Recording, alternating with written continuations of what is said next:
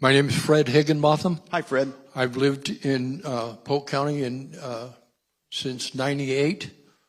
I was a firefighter in California.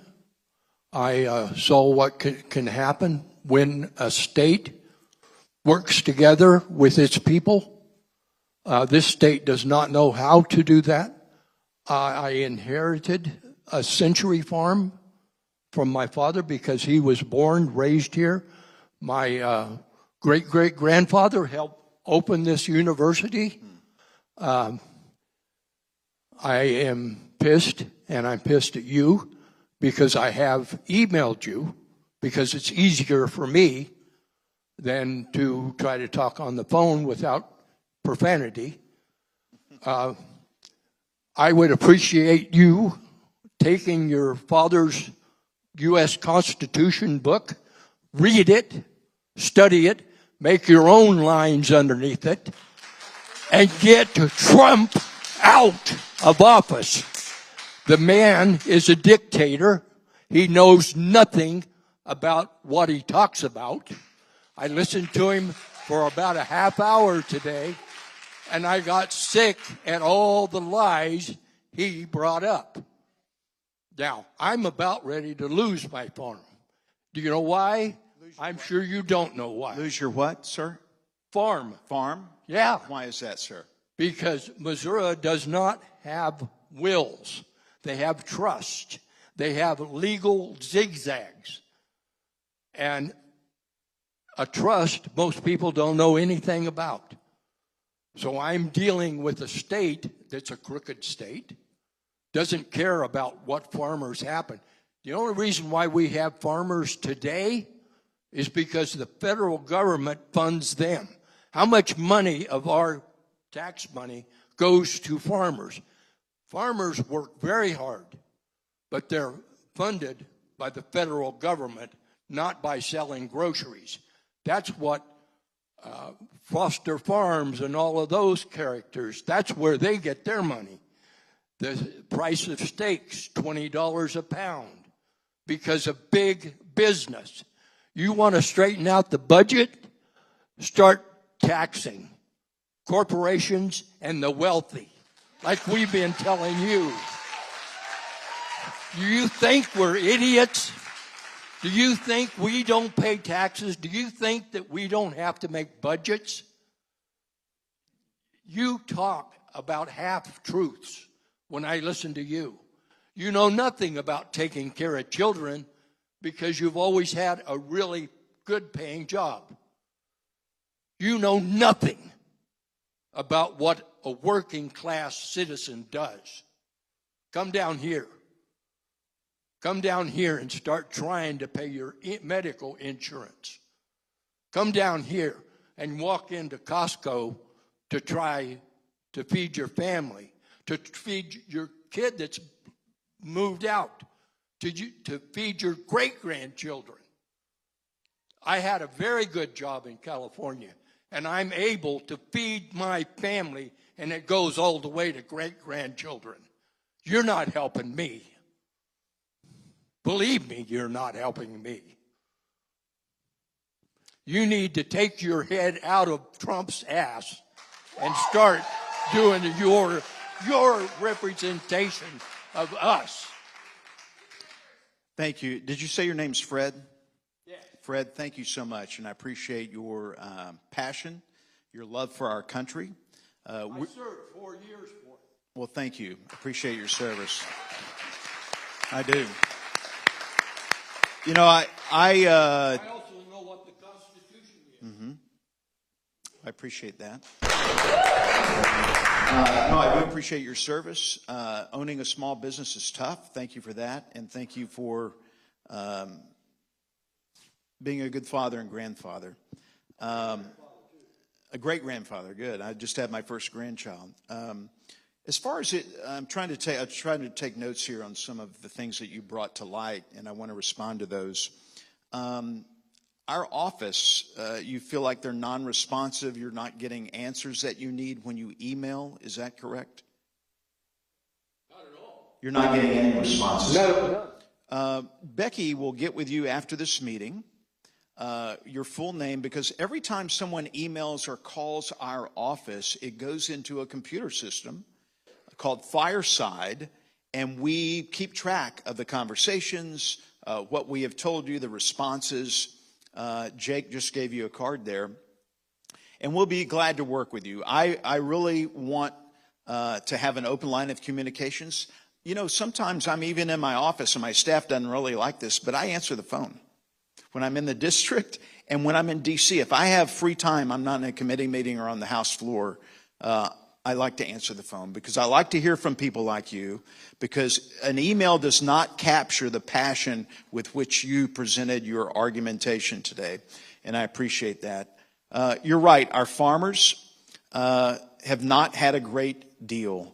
I do believe that the so-called subsidies or the safety nets that farmers receive are imperative to their survival.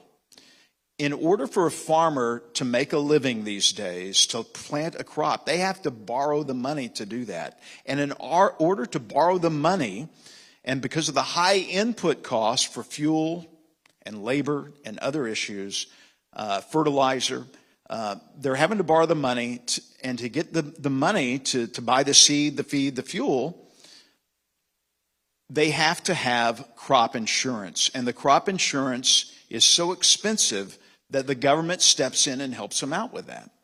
I think that is a worthy investment to make sure that we can eat as Americans and that we can help feed the world. And I will stand by that. And that's why we had these programs expanded in the so-called One Big Beautiful Bill, H.R. 1, and I will stand by that. You were talking about state issues. We have two state legislators here. Maybe they'd be willing to talk with you after that, after tonight. I'm not an expert on taxes, but especially that sounded like a state issue from what you were speaking of. So Brad or Chris would be willing, I think, to talk with you tonight. Did that answer your questions? Okay. Look,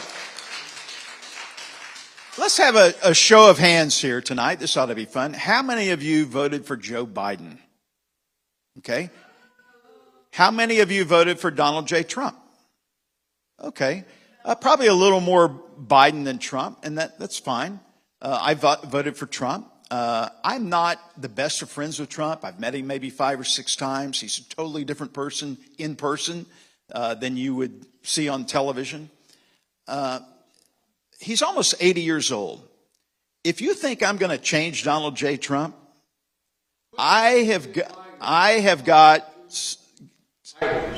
Say that again. Quit letting him get by with unconstitutional items such as arming national law. All right, Fred, we're going to give the mic to somebody. Where's the mic? But I do want to answer this because Fred brings up an important point that I knew we would get to tonight, and that is the National Guard. You've seen on the news what's been happening. This started in California when Immigration Custom Enforcement was sent into California. ICE, yes, sir, ICE, that's what it stands for. Immigration Custom Enforcement was sent into California to arrest and deport, eventually, through Homeland Security, criminal illegal aliens. And so they were, that's what they did. And others who are here illegal, other illegal aliens. Primarily, it started out with criminal illegal aliens. But look, Joe Biden has let 12 million illegal aliens into our sovereign nation.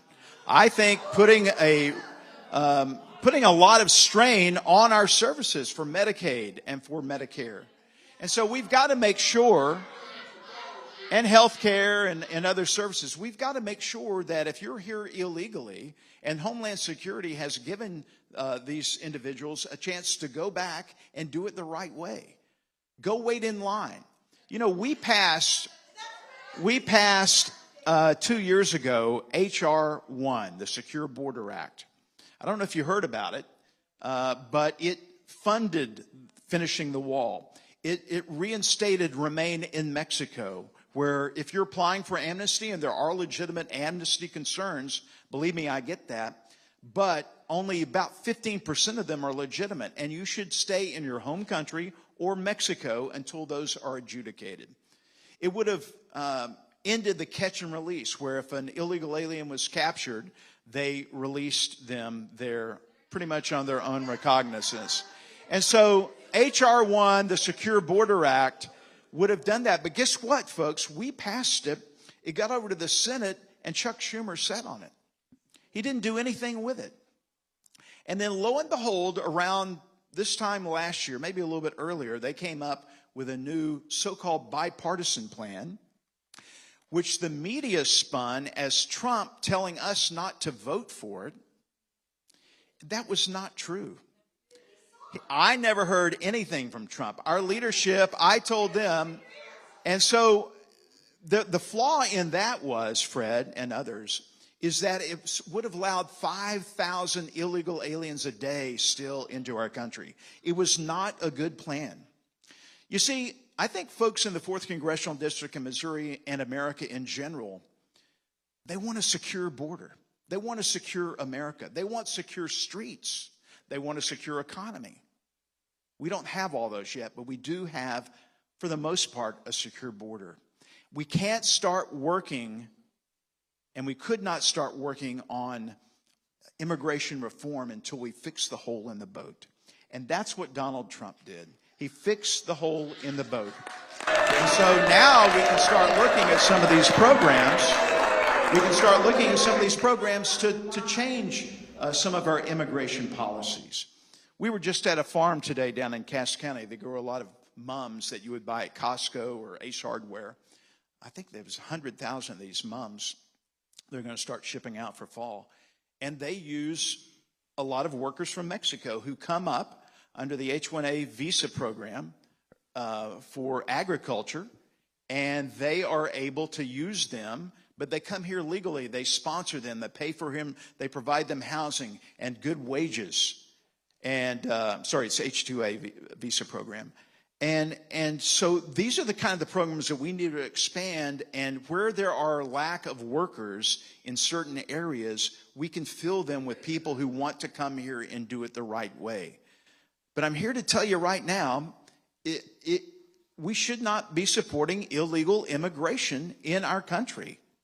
No other country allows illegal immigration. They fight it much harder than we do. And I think it's a blessing to have Donald Trump put this on as one of his main planks in the platform to fight illegal immigration.